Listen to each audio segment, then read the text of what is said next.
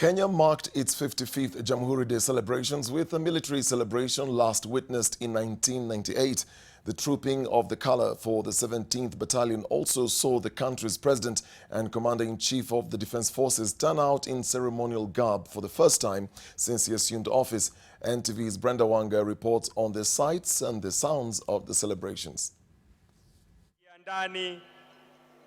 Months after the Nyayo National Stadium was closed for renovations, it opened its gates to thousands of Kenyans gathered here to celebrate the country's 55th Jamhuri Day.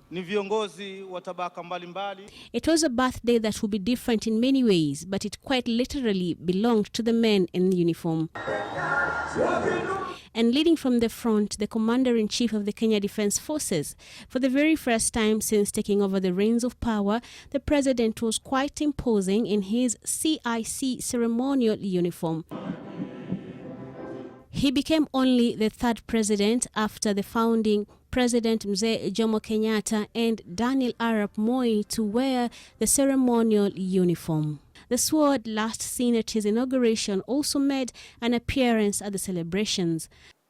Like many people in this stadium, we always knew that as our president, you are also the commander-in-chief of our defense forces. But it is only today that the commander-in-chief part is home, seeing you in uniform as commander-in-chief. But the bulk and prime of the time belonged to the 17th Battalion Kenya Rifles unit. Right before the multitudes gathered, they had prepared for their defining moment, the trooping of their colors, a ceremony where infantry units and bases are presented with both presidential and regimental colors.